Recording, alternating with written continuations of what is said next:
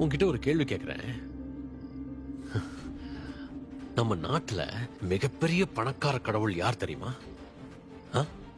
சொல்லு. நம்ம திருப்பதி ஏழுமலையான் தான். ஏன் தெரியுமா? எத்தனையோ இடத்துல பெருமாள் கோயில் இருக்கு. ஆனா திருப்பதி ஏழுமலையான் மட்டும்தான் நைட்டு 12 மணி வரைக்கும் பக்தர்களுக்கு தரிசனம் கொடுக்கிறாரு. மறுநாள் மறுபடியும் 3 மணிக்கு எழுந்து தரிசனம் தராரு.